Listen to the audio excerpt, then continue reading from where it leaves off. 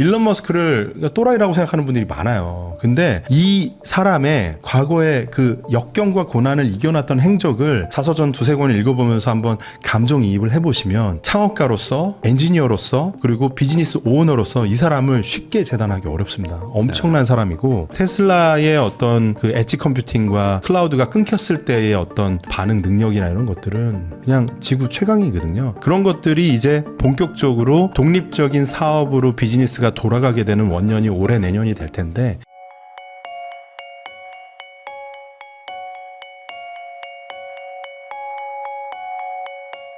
안녕하세요. 부익남TV의 부익남입니다. 오늘은 그래비티 벤처스의 정주영 의장님 모시고 최근 주식시장 그리고 미국 주식에 대해서도 한번 이야기 나눠보도록 하겠습니다. 의장님 안녕하세요. 반갑습니다. 예. 네, 저희 채널에 또 처음 나와주셨는데 영광입니다. 예. 간단하게 한번 소개해 주시면 좋을 것 같습니다. 일단은 전 애청자고요.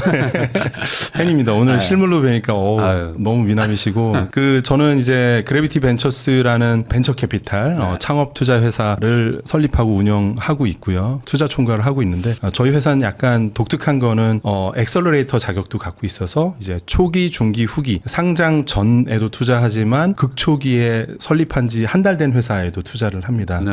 그리고 상장 이후에도 저희는 또 투자를 하려고 지금 사모펀드 라이센스도 취득 중에 있고 한 1,000몇백억 정도 운영을 하고 있는데 저희가 생각할 때는 이 벤처 투자를 하기 위해서는 글로벌 메가 트렌드를 이해하는 게 필수적이더라고요. 네. 그래서 그런 공부를 열심히 하면서 얻게 되는 지식들을 대중적으로 공유하는 것은 되게 좋은 일이라고 저는 수년 동안 생각해와서 그래비티 인사이트라는 유튜브 채널도 운영을 하고 계속 열심히 글로벌 투자 동향을 나누는 일을 하고 있습니다. 네. 어찌 보면 실제로 투자를 하고 있는 상황이기 때문에 더더욱 더 이제 시황이나 아니면 이제 미래 전망 같은 것들도 예민하게 보실 수밖에 없을 것 같아가지고 목숨을 걸고 하고 있습니다. 그러니까 진짜 돈을 넣었다는 건 목숨 걸고 하는 거니까 그래서 오늘도 조금 더 이렇게 좀 진솔한 얘기를 해주실 수 있을 것 같습니다. 우선은 지금 뭐 최근에 뭐 이제 삼성전자 뭐 하이닉스 해가지고 뭐 주가가 막 계속 막 올라가다 보니까 전반적으로 지금 국장 투자하신 분들 뭐 너무 좋다. 물론 뭐 소외되는 분들도 있지만.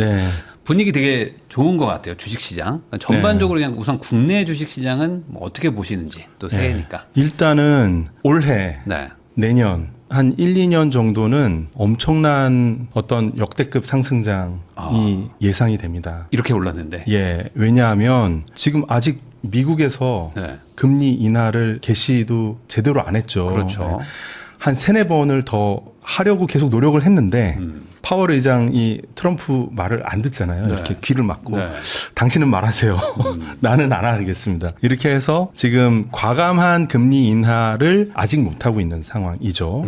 그런데 파월 의장의 임기가 몇 달 안 남았죠. 상반기에 트럼프의 측근이 연준 의장이 될 확률이 높은데 그렇게 되면은 트럼프는 하반기에 있을 중간 선거를 위해서 금리 인하를 공격적으로 하는 것은 정치적 수순일 것입니다. 아직 벌어지지도 않았죠. 돈이 풀리지도 않았는데 지금 이미 기대감이 많이 있는 상황입니다. 그런데 돈만 풀리는 상황이면 문제가 있을 거예요. 근데 풀리는 돈이 어디로 가냐? 초지능을 향해서 갑니다. 초지능을 향해서. 그래서 글로벌하게 돈이 많이 풀린다. 이 풀린 돈들이 초지능 프로젝트로 많이 들어간다. 그래서 많은 분들이 그렇게 많은 돈이 풀려가지고 데이터 센터에 무지막지로 들어가면 이거 버블 아니야? 이런 얘기 하시잖아요. 그래서 제가 자료를 준비했습니다. 자, 자료를 보시면 AI 버블이냐 많은 분들이 생각을 하시는데 저는 이제 2025년 10월 달에 머니투데이에 이 이야기를 인터뷰 컬럼 기사로 이제 올렸었는데요. AI 버블 아니다. 그때부터 계속 주장을 해왔습니다. 사실 투자사 대표 입장에서 이런 한 방향의 이야기를 하는 게 쉽진 않은 이야기인데 너무 저는 나름의 이제 논거가 있어서 뭐냐면 AI 버블이 이제 본격 논의가 되려면 지금 예정돼 있는 수백조 원에 달하는 어떻게 보면은 1,000조 원, 2,000조 원, 3,000조 원이 넘어가는 맥킨지에서는 거의 5조 달러를 얘기합니다. 7,000조가 넘는 돈이죠. 그런 막대한 자금이 초지능 AI 팩토리, AI 데이터 센터에 들어간다는 그 가설이 맞냐 틀리냐 버블이냐를 논하려면 이게 일부 투자된 것이 완공이 되고 돌아가는데 이 AI 팩토리, AI 데이터 센터가 유휴가 많고 안 돌아가네. 쓸모가 없구나. 였을 때 얘기를 할 수 있을 것 같아요. 네. 그래서 저는 얘기하는 건 이겁니다. 예정돼 있는 5조 달러, 뭐 작게 봐도 3조 달러 될 겁니다. 이 프로젝트들이 1기가와트짜리 데이터 센터 하나가 40조 원이 넘습니다. 네. 보시다시피 이게 5.2 트릴리언이 간다고 하면 이 가는 과정에서 완공돼 있는 것들이 제대로 유휴로 노는 것들이 있을 때 그런 얘기를 과잉 투자가 됐다. 네, 그때 얘기해야 된다. 네네네. 마치 골드러시가 1849년도에 시작이 됐어요. 네. 그래서 그때는 미국 서부까지 가는 기차가 한 라인밖에 없었습니다.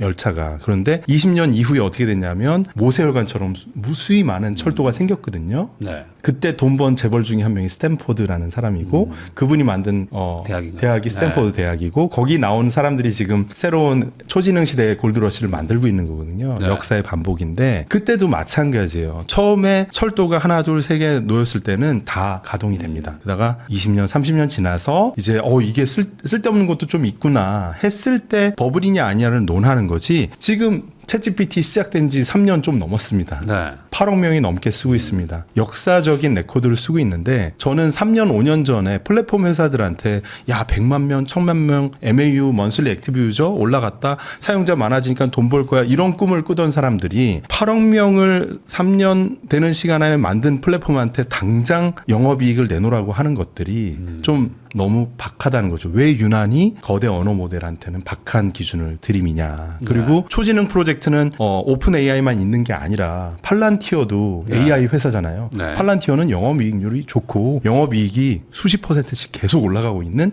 돈을 잘 버는 회사입니다. 네. 예, 그래서 많은 분들이 지금 AI 프로젝트 기업들이 어디서 돈을 버냐라고 얘기하는데 제일 좋은 사례는 팔란티어입니다.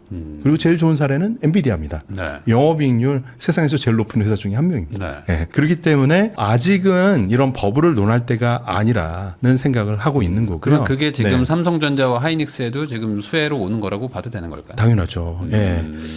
말씀하신 그 삼성전자 하이닉스는 어떤 수혜를 받을 것이냐에 대한 자료를 준비해 왔습니다. 네. 결국은 좀 전에 말씀드렸던 그 5조 달러 하나로 하면 7천조 원에 달하죠. 네. 예. 그 프로젝트를 리딩하는 것은 결국 뭐 구글, 오라클, 메타, 아마존, 뭐 그록, 챗GPT, 오픈 AI가 될 텐데 그걸로 인해서 이제 반도체가 필요로 하지 않습니까? 그럼 네. 반도체를 설계하고 GPU를 전체를 납품하는 회사는 엔비디아라고 하면 그 엔비디아에 또 납품하는 이제 생산을 담당하는 회사들이 전 세계 3개 있죠. 삼성, 하이닉스, TSMC. 네. 이들이 가져갈 어떤 부가가치가 거의 980조? 이건 저희의 내부 추산이긴 하지만 거의 이 정도의 막대한 어떤 시장이 추가로 열린다라는 거죠. 지금보다 더 열린다는 거예요? 네, 맞습니다. 네. 왜냐하면 아직 AI 데이터 센터의 캐펙스가 다 집행되지 않았잖아요. 네. 오더가 아직 안 나왔거든요. 5조 달러에 대한 그 어떻게 보면은 워터폴이라고 하죠. 그 낙수 효과를 볼 수 있는 금액이 저 정도 수준이 된다라는 거고 네. 그로 인해서 하이닉스 삼성전자만 좋은 게 아니라 하이닉스 삼성전자의 1차 벤더 납품하는 소부장 업체들도 한국의 소부장 업체들이 사실 하이닉스 삼성전자 납품하면 그냥 세계 1등 되는 거거든요. 그렇죠. 네. 네. 세계 납품할 때가 3개밖에 없는데 두 군데 납품하게 네. 한다고 하면 세계 1등 소부장 회사가 되는 거기 때문에 앞으로 한 2, 3년 동안 한국의 반도체 산업은 또 좋고 좋을 확률이 되게 높다라고 보고 있고 저희는 뭐 이건 한 발 더 나간 거지만 반도체 산업의 업황과 우리나라 반도체 회사들이 선전을 하면 할수록 서울의 주요 1군지라고 하죠. 예, 부동산도 좋을 수밖에 없다라고 생각합니다. 결국에 뭐 돈이 계속 흘러 들어오니까. 맞습니다. 예. 근데 저 1000조면 엄청난데요? 엄청나죠. 네. 예. 저게 어쨌든 저 두 개 회사의 뭐 상당 부분 올 테고 네. 그러면 그게 이제 관련된 뭐 벤더들도 다 같이 수혜를 보는 거면 맞습니다. 예. 한국은 결국 이제 당분간은 이제 반도체 기반의 어떤 경제 성장 네. 이런 것들은 뭐 예측이 된다. 그런데 사실은 한국은 반도체뿐만 아니라 첨단 제조 강국입니다. 네. 그래서 첨단 붙은 제조 뭐 조선, 고부가치 조선이죠. 그리고 첨단 방산 지금 너무 잘 팔려나가고 있죠. 네. 앞으로도 참 가슴 아프지만 세상은 전쟁이 더 많아질 겁니다. 난폭한 세상으로 갈 겁니다. 네. 그렇기 때문에 한국의 방산 산업은 첨단 제조기 때문에 유망하죠. 왜냐하면 이 첨단 제조를 따라올 만한 나라가 보이지가 않아요. 네. 네. 이 앞으로의 첨단은 AI와 로봇과 피지컬 AI가 융합되어 있는 무언가로 나가는 건데 한국만큼 그 역량을 잘 갖춘 나라가 없습니다. 네. 일본, 독일은 하드웨어는 너무 좋아요. 정말 장인들이 하죠. 깎아서. 근데 AI 소프트웨어 분야에서는 상당히 뒤처져 있고 그 이유는 스타트업 생태계가 한국처럼 잘 돼 있지가 않습니다. 네. 그래서 일본이 한국보다 GDP 전체 규모는 훨씬 크죠. 몇 배가 되는데 유니콘 개수는 한국의 몇 분의 1밖에 안 됩니다. 그래서 한국의 어떻게 보면 스타트업 유니콘 생태계를 매우 부러워하고 있고 그 지난 10몇 년 동안 한국의 중기부가 보이지 않게 너무 잘했던 거죠. 네. 그래서 지금은 한국이 이 스타트업 유니콘 육성 생태계 측면에서는 전 세계 3등, 4등이라고 공식 집계된 내용에 근거하면 그렇습니다. 네. 예, 미국, 중국, 그 다음에 이스라엘, 한국, 뭐 엎치락뒤치락 하고 있는 건데 규모 사이즈로 보면 한국이 훨씬 압도적이거든요. 예. 근데 앞으로 피지컬 AI가 더 중요해지는 방향으로 간다는 건 이 엔비디아 젠슨 황이나 여러 네. 그 구루들이 얘기하고 있는데 그 방향으로 간다고 하면 더더욱 한국에게 좋은 기회가 있다라고. 그래서 보는 최근에 거죠. 뭐 현대차 주가가 뭐 엄청나게 올랐대요. 네, 보스턴 다이내믹스 인수한 걸 이제 아주 네. 빛을 보고 있기 때문에 근데 그런 부분들이 앞으로 얼마나 이 휴머노이드를 그 제조 공장에서 첨단 제조에 잘 활용하느냐 이건 단순히 로봇의 공학이 아니라 이 로봇 네. 공학과 소프트웨어와 현장의 난리지 현장에 20년 30년 근무하신 정말 경험 많으신 부장님들하고 콜라보가 있어야 되는 거거든요. 소프트웨어 하드웨어 능력 있는 사람 이 셋이 세 박자가 맞는 게 한국입니다. 미국에는 숭늉공이 없어요. 네. 네. 그리고 일본에는 하드웨어가 정말 최고지만 소프트웨어랑 이런 숭늉공들이 부족하죠. 그래서 한국이 이 삼박자가 맞는 정말 희소한 자원을 갖고 있다. 네. 그렇기 때문에 앞으로 저는 되게 긍정적으로 바라보고 있습니다. 예. 저희가 잘 몰라서 여쭤보는 건데 현대차는 휴머노이드를 할 수 있지만 도요타는 안 되는 건가요? 저는 뭐 누가 못한다라는 얘기보다는 이제 그런 휴머노이드를 혁신을 하려면 사실은 되게 스타트업 마인드. 혁신은 속도와 유연성이 매우 중요한데 그런 측면에서 현대차가 선택한 아주 좋은 선택지가 미국에 이미 잘하고 있는 성장한 유니콘이 된 스타트업을 인수를 한 거죠. 인수를 한 거고요. 그리고 두 번째로 잘한 게 뭐냐면 인수를 하고 보통은 M&A 하면은 방정식은 뭐냐면 인수한 다음에 PMI, 포스트 머저 인터그레이션이라는 걸 합니다. 인수 후 통합이라는 과정을 하는데 현대차는 아주 스마트하게 인수 후 통합을 열심히 안 했어요. 네, 알아서 해라. 그렇죠. 알아서 해. 너무 잘한 거죠. 왜냐하면 한국의 대기업 그 문화를 보스턴 다이내믹스에 이식을 안 했기 때문에 오히려 더 빛을 발할 수가 있는 거죠. 보통은 막 임원들 쫙 가가지고 뭐 대표이사만 남겨놓고 뭐 다 바꾸고 이런 거 하잖아요. 우리 뭐 야 등산 가자 이래야 되는데 그게 없었던 거예요. 근데 이걸 누구한테 배워온 거냐? 이걸 제일 잘하는 회사가 마이크로소프트입니다. 마이크로소프트의 사티아 나델라라는 이분이 사실은 이제는 완전 정권을 잡았지만 과거에 처음 부임했을 때 의문이 많았어요. 뭐 부임하자마자 클라우드로 바꾸면서 매출 3분의 1 토막 나면서 그걸 감수하면서 한 번에 구매가 아니라 클라우드로 가야 된다. 그것도 도전적이었는데 인수합병을 하는 족족이 PMI 통합을 안 하는 거예요. 문화 통합을 안 하는 거예요. 그래가지고 왜 당신은 인수한 다음에 그 회사랑 마이크로소프트를 이렇게 통합을 안 하냐 그랬더니 되게 웃긴 답을 했죠. 마이크로소프트 문화 몰라요? 내부 총질하는 문화 몰라요? 이 내부 총질하는 문화를 바꿀 수가 없잖아요. 그러니까 링크드인, 액티비전 블리자드 정말 어마어마한 중량급 M&A를 하면서 그들의 문화를 그대로 소중히 간직해놓고 이들을 모신 겁니다. 우리 마이크로소프트의 생태계에서 협업만 할게요. 고이고이 간직해 주세요. 오히려 잘 되는 거죠.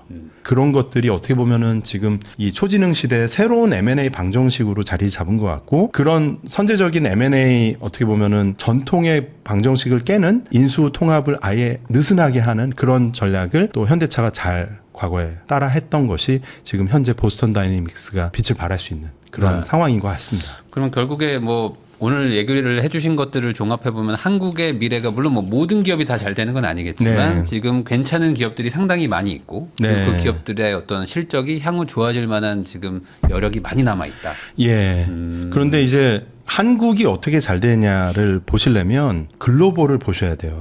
왜냐하면 우리나라는 기본적으로 수출 지향적이기 때문에 글로벌 방향 메가 트렌드와 함께 갑니다. 네. 그래서 여러분들이 한국에 너무 치중하지 마시고 자산 배분도 미국, 한국 적절히 배분을 잘 하시되 한국 주식을 보더라도 미국의 빅테크들의 움직임 속에서 어떤 식으로 연계가 될 것이냐. 왜냐하면 혼자 가지 않거든요. 삼성전자 한국에 있으면 진짜 최고고 하이닉스 최고지만 미국과의 거대한 프레임워크에서 보면은 하나의 납품하는 밸류체인상에서 중간 정도 고리 역할을 하고 있거든요. 그렇죠. 그럼 앞뒤를 다 봐야 되는 거죠. 그래서 엔비디아도 봐야 되고 그래서 구글, 오라클, 아마존, 그록 얘네들이 뭘 어떻게 하고 있고 그러다 보면 뭐 테슬라랑 삼성이랑 함께 하고 이런 것들이 다 하나의 어떤 변화의 변곡점들이 되기 때문에 글로벌 트렌드를 열심히 봐야 된다는 겁니다. 그래서 사실은 저는 탑다운으로 좀 보거든요. 전체적인 지정학 밑에는 이제 국가들의 경제의 어떤 패권 구도가 있을 거고 그리고 그 밑에는 개별 국가에서 밀고 있는 산업들이 있을 거고 그 산업에서 어떤 경합이 붙고 그 사이에서 대한민국은 어떤 부가가치를 얻느냐 이렇게 내려가는데 그래서 지금 준비해 온 자료를 한번 보시면은 이 세상은 지금 현재 어떤 식으로 가고 있냐를 보는 게 매우 중요합니다. 신냉전인 겁니다. 초지능 시대의 신냉전. 네. 과거에 구냉전을 기억을 뭐 하시죠? 조금은 들었죠. 네. 예. 그래서 구소련과 미국의 경쟁할 때 세상이 분리돼 있었거든요. 네. 분리된 세상. 그래서 저쪽에 이제 소련 쪽의 세상은 거의 늑대처럼 표현을 했거든요. 뭐 악마들 예. 이렇게 했잖아요. 네. 점점 그렇게 되고 있습니다.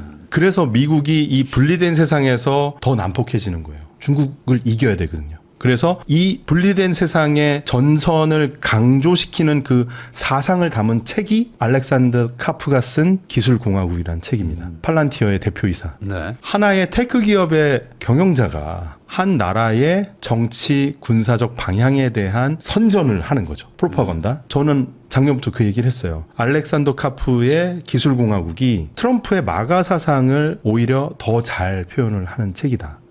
그런데 그 책의 전작은 무엇일까? 1편 무엇일까라고 보면은 다양성의 신화라는 Diversity Myth라는 그 책이 있습니다. 누가 썼냐면 피터 틸이 썼고요. 공동 저자가 현재 트럼프 정권의 AI와 크립토를 총괄하는 데이빗 sak스입니다. 이 두 사람이 그때부터 친구였고 네. 그리고 피터 틸과 알렉산더 카프는 팔란티어의 공동 창업자죠. 다 멤버죠. 네. 피터 틸 마피아들이 그 모든 어떻게 보면은 큰 그림을 좀 수십 년 전부터 90년대 말부터 계속 구체화했다. 어떻게 보면은 트럼프가 미국의 테크 타이탄들의 희망과 바램을 채택을 해준 거 아닌가 이런 생각을 저는 작년부터 해왔고요. 네. 그래서 전선은 더 분명해지고 있죠. 베네수엘라 지금 침공도 마찬가지고. 그러면 우리 대한민국의 전략은 무엇인가? 여기 써놨습니다. 미국이 갖지 못한 것을 가진 국가가 되어야 된다. 그러면 우리가 갖고 있는 그런데 미국이 갖지 못한 것은 첨단 제조의 역량이라는 것입니다. 그래서 자유세계의 1위인 서방세계라고 하죠. 미국에서는 첨단 제조업 국가, 반도체, 첨단방위, 전력기자재, 발전소 다 한국이 잘하고 있습니다. 각 분야별로 핵심 소재, 부품, 장비 이런 것들을 우리가 잘 생산할 수 있으면 미국이 중국과의 노선이 심화되면 심화될수록 한국에 대한 의존도가 높아지고 그럼 한국 기업들의 부가가치, 매출, 성장성은 계속 우상향할 수 있다라는 거죠. 그러니까 지금 어떤 세계의 흐름이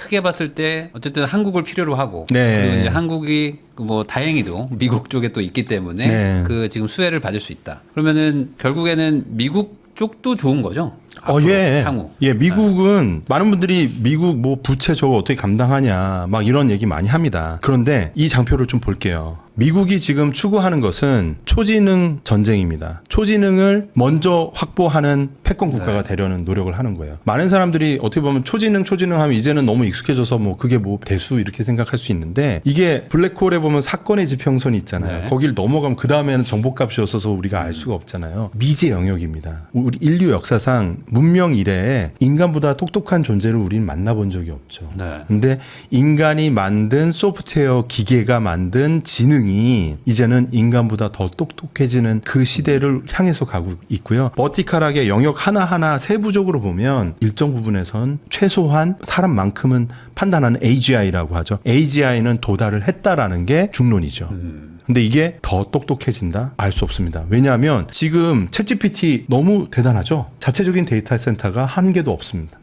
이거를 몇백 조짜리 만든다는 게 스타게이트 프로젝트입니다. 없었다가 있는 네. 겁니다. 그러면 하드웨어를 수십 배, 수백 배를 갖다 넣으면 소프트웨어 역량이 수십 배만 늘어나나요? 아니에요. 거기에 승수가 붙어서 더 스케일링 이펙트가 붙거든요. 네. 그렇게 따지면 2, 3년 안에 초지능의 시대가 다가올 가능성 상당히 높다라고 생각하고 그 돈의 흐름을 냄새를 맡은 빅테크 창업자들 100조, 500조 이상의 자금력을 갖고 있는 빅테크 타이탄들이 자신들의 돈을 가지고 1조 달러, 2조 달러 투자하겠다는 게 지금 미국의 빅테크의 방향이고 네. 이런 측면에서 중국이 경쟁이 될 것이냐 안 됩니다. 저는 중국에서 MBA도 했고 중국에서 4년 이상 투자도 하고 체류도 많이 하고요. 한때는 중국 전문가라고 이렇게 인정도 받았었는데 3년, 4년 전부터 제가 이 타이틀 다 내려놨습니다.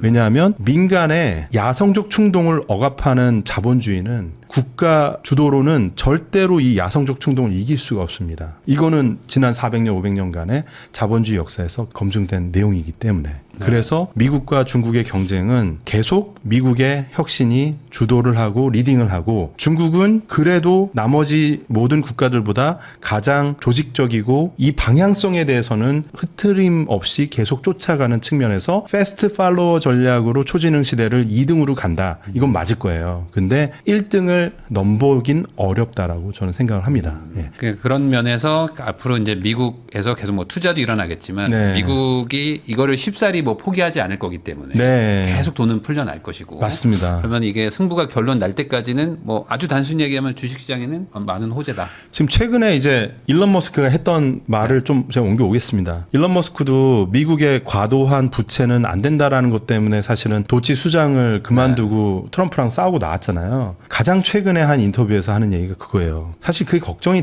됐었다. 그런데 지금은 생각해보면 좀 입장이 바뀌었다는 거예요. 아, 그래요? 그렇게 걱정이 안 될 수도 있겠다. 왜? 자기가 생각할 때 이 초지능 AI의 혁신이 너무 가속화돼서 이 혁신으로 인한 미국의 GDP 상승, 부가가치 상승분이 부채 상승을 상쇄를 해줄 만큼 빠를 것이다. 그렇죠. 기대가 된다라는 거예요.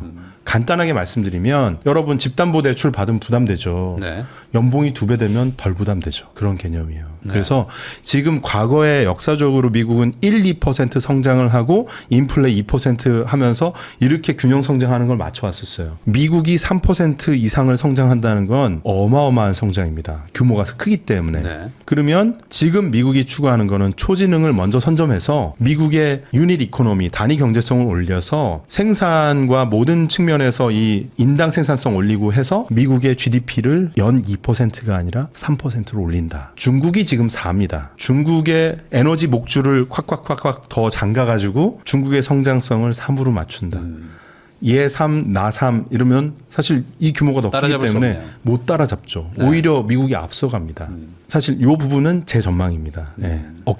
어깨 맞추기를 할 가능성이 높다. 그래서 계속 에너지 목줄 제기를 뭐 저기 가선 마약 단속, 저기 가선 이란의 민주화 구실은 다르겠지만 결론은 이제 중국의 에너지 목줄을 잡는 거고 그렇게 에너지 목줄을 잡아놓고 AI 초지능은 더 빠른 속도로 가속화시키고 초지능이 달성되면 여기 그림에 나온 것처럼 파급 효과가 이게 피지컬 AI로 가면 이제 뭘로 팔란티오가 가죠, 저기 뭐. 있고 우주항공 스페이스X에 있고 핵융합으로 가면은 핵융합 발전이 이제 상용화가 가속화가 되겠고 양자 컴퓨터로 다가고 휴머노이드 더 똑똑해질 거고 다 되는 거거든요.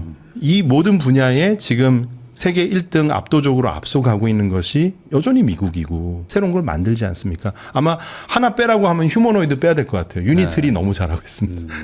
그래서 중국의 휴머노이드가 앞서간다고 치더라도 나머지 모든 분야에서는 압도적입니다. 네. 지금 저궤도 위성이 11,000개가 올라가 있습니다. 앞으로 3만 개, 4만 개, 5만 개 늘어날 네. 거라고 하는데 11,000개 중에서 중국이 올린 거는 200개가 안 됩니다. 아, 그래요. 많은 분들이 중국도 못지않아. 저 중국에서 MBA 했거든요.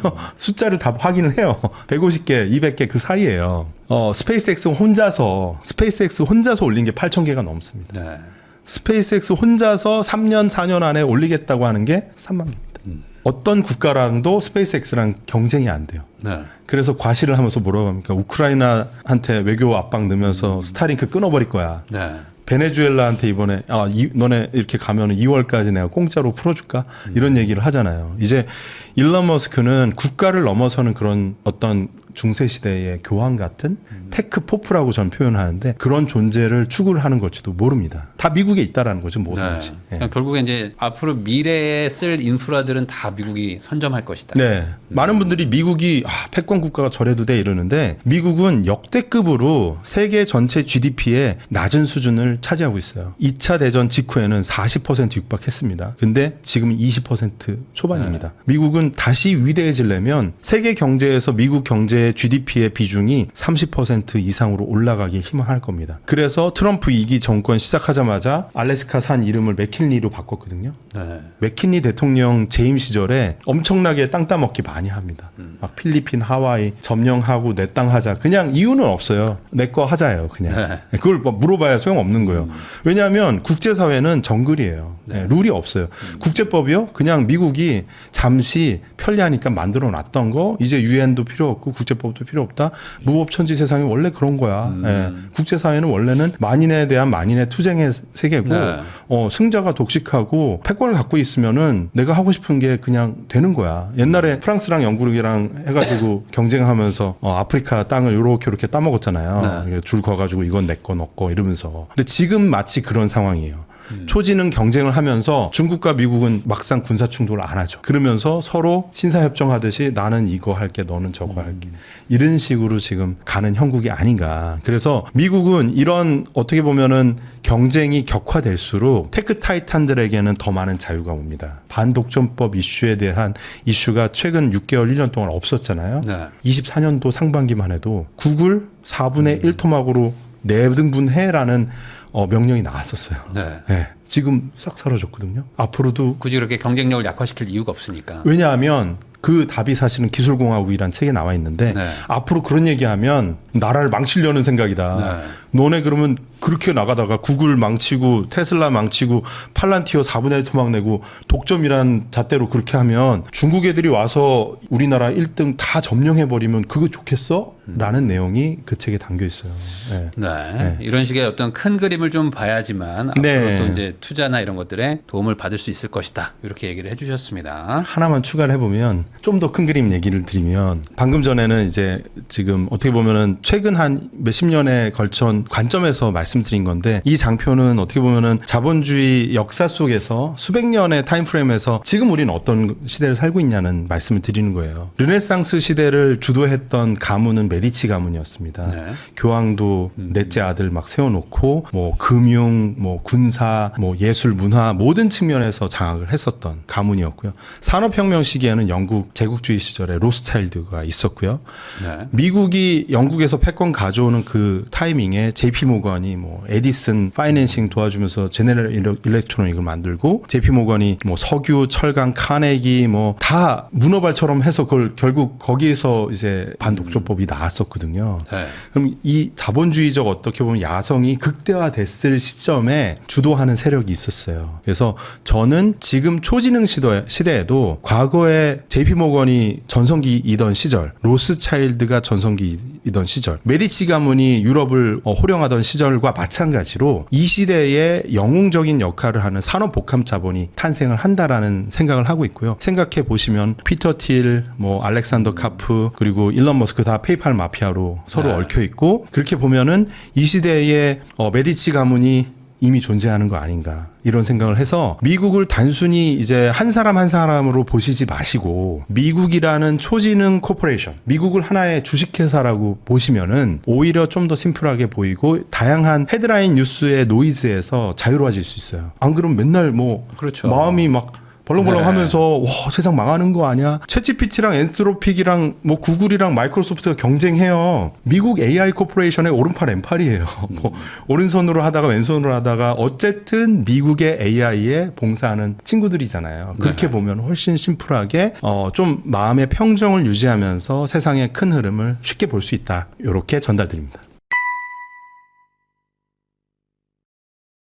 정주영 의장님하고 지금 이야기 나누고 있는데요. 그러면 아까 말씀하셨던 이제 새로운 어떤 뭐 귀족 가문 아니면 이제 주도 세력 뭐 이런 게 있다. 이제 거기에 이제 미국에 이제 그런 사람들이 다 모여 있고 이제 그 사람들이 운영한 회사들이 이제 미국을 더 위대하게 만들려고 할 거다라고 얘기를 해주셨는데 아무래도 이제 가장 익숙한 사람은 이제 일론 머스크일 것이고 일론 머스크가 뭐 테슬라도 운영하지만 아까 말씀하신 이제 스페이스X도 최근에 이제 또 상장 얘기가 막 나오고 있는데 도대체 그 스페이스X 얼마나 위대한 거고 이게 어떤 큰 그림이 있는 건지 이런 것들을 한번 설명해 주시면 좋을 것 같습니다. 일단 결론부터 말씀드리면 테슬라보다 더 커질 가능성이 있다고 봐요. 네, 테슬라도 지금 상당히 매력적이라고 생각합니다. 아, 지금? 왜냐하면 스페이스X와 테슬라가 최대 주주 일론 머스크 하나로 같지만 서로 다른 개별 회사잖아요. 하지만 공유하고 있는 노하우, 공유하고 있는 성공의 DNA, 문화 같거든요. 일론 머스크의 그 하드코어한 빡셈, 공장 바닥에서 세상에서 돈 제일 많은데도 불구하고 그냥 잠자고 일어나서 하루에 막 몇 시간씩 눈 떠 있는 시간을 계속 일하거든요. 저도 이제 그걸 배우려고 노력을 합니다. 그래서 저는 말씀드린 건 뭐냐면 일론 머스크를 또라이라고 생각하는 분들이 많아요. 근데 이 사람의 과거의 그 역경과 고난을 이겨놨던 행적을 자서전 두세 권을 읽어보면서 한번 감정이입을 해보시면 창업가로서 엔지니어로서 그리고 비즈니스 오너로서 이 사람을 쉽게 재단하기 어렵습니다. 엄청난 사람이고 그런데 스페이스X는 지분율이 40%예요. 테슬라에 대한 지분율은 12.5%입니다. 이거 늘리려고 지금 1조 달러 보상한 그거 다 하려면 지금 뭐 도장 깨기를 몇 개를 해야 되잖아요. 뭐 로봇 택시도 얼마를 해야 되고 뭘 해야 되고 숙제가 많아요. 스페이스X는 그냥 지금 상황에서 40%예요. 더 소중하겠죠. 더 비싸질 수도 있습니다. 그래서 지금 준비해온 자료 좀 보시면은 이게 얼마 전에 나왔던 미국의 스페이스X가 800빌리언 한 1100조 200조 원의 기업 가치로 올해 IPO 나스닥에 할 수 있다 이런 얘가 나와 있는데 분명히 저는 이 IPO를 갈 때 또 새로운 테마를 하나 들고 올 것 같아요. 이미 스페이스X는 저궤도 위성의 압도적인 시장 점유율 거의 80%. 독점이죠, 이 정도면. 독점을 하고 있고 거기에다가 스페이스X는 나사 상대로 또 그 사업도 거의 독점을 하고 있죠. 여기에다가 추가적으로 지상에서의 데이터 센터는 너무 뜨겁고 이게 전력도 너무 부족하고 문제가 많잖아. 데이터 센터를 지금 여기 보시면 이게 뉴욕타임스에서 그림을 그려준 건데 우주에 떠 있는 데이터 센터거든요. 데이터 센터를 우주에 올리면 얼마나 좋겠어. 태양광 그냥 24시간 계속 돌아 먼지도 없고 냉각? 마이너스 250도가 되는데 냉각 걱정 없고 그러면 올리는 가격이 문제일 거 아니에요. 그래서 올리는 가격에 대한 분석을 또 해놨습니다. 여기 보시면은 이게 그 기사의 일부분을 발췌를 한 건데 킬로그램당 2,000달러가 현재의 상황이에요. 스페이스X. 근데 이게 얼마나 대단한 거냐면 지금 경쟁사들 예를 들어서 로켓랩 나스닥 상장사 있잖아요. 로켓랩도 대단한 회사인데 거기에 킬로그램당 이제 단가는 10,000불이 넘어갑니다. 5배 효율이 있는 거예요. 그런데 일론 머스크는 그런 얘기를 하죠. 500불, 200불로 떨어뜨리는 거 할 수 있어. 근데 경제학자들이 그렇게 될 거라고 추정을 하고 있어요. 이 사람은 가능할 거라고. 왜냐? 일론 머스크는 이런 단순화의 어떤 달인입니다. 랩터 엔진, 이게 스타쉽에 들어가는 랩터 엔진인데 랩터 엔진 첫 번째 버전은 저렇게 복잡했어요. 두 번째 버전은 훨씬 단순해지죠. 세 번째 버전은 거의 부품이 안 보이죠. 이거는 거의 예술의 경지 아닐까. 그 현대미술 구겐하임에다가 전시해야 되는 아름답잖아요. 대단한 사람이에요, 진짜. 그렇죠. 근데 이게 사실 어디에서 시작된 정말 똘끼 넘치는 미친 듯한 이 단순화. 그래서 일론 머스크가 한 이야기입니다. 최고의 부품은 부품을 없애는 거다. 이게 암기하십시오. Best part is no part. 이건 그냥 어떤 엔지니어링의 교과서에도 실릴 만한 그런 내용인 것 같아요. 그래서 이런 생각을 통해서 계속 단순화 시켜왔기 때문에 아까 말씀드렸던 현재 2,000달러를 500달러, 200달러 밑으로 낮출 수 있다라는 전망을 하게 되는 거고 그런 과감한 연구 개발을 더 하려면 풍부한 자금력이 필요하죠. 그러면 상장을 이제 할 때가 됐다라고 보여주는 거고 제 생각엔 상장하고 나서 우주 AI 데이터 센터 계획을 구체화시킬 것 같아요. 벌써부터 얘기하고 다니거든요. 상장 신고서에도 저 내용 늘 것 같고 그러면 뭐냐면 미국 언론에서 그 얘기를 해요. 가장 핫한 섹터가 AI 섹터죠. 그래서 AI 섹터를 가려면 데이터 센터를 AI 데이터 센터 해야 된다. 두 번째로 핫한 게 우주잖아요. 그럼 우주 데이터 센터 하면 AI와 우주 산업의 핫한 거를 비빔밥으로 합친 거다. 그래서 자본시장을 너무 잘 아는 일론 머스크는 이걸 활용할 가능성이 높다라고 그렇게 보고 있는 것이고요. 근데 결국에는 스페이스X가 그러면 운반 사업을 하는 거지 데이터 네. 센터 사업을 한다는 건가요? 그건 아니죠. 근데 지금 뭐 일론 머스크 인터뷰 내용을 보면 그 지금 현재의 세 번째 버전의 그 저궤도 위성이거든요. 상당히 첫 번째보다 커졌습니다. 사이즈가. 근데 이걸 더 키워서 그 안에 엔비디아 AI 반도체와 뭐 이런 연산 뭐 저장 장치나 이런 것들 넣어서 아주 소규모 형태의 데이터 센터를 분산 형식으로 이렇게 저궤도에 올리겠다라는 네. 얘기고, 그렇다고 하면은 사실은 지금 스페이스X가 운반도 하지만요. 네. 통신 사업을 하고 있는 거거든요. 그 통신 사업 브랜드가 스타링크인 거고, 필리핀 같은 그런 도서 상관이 많은 나라는 이미 그 의존도가 높습니다. 그리고 네.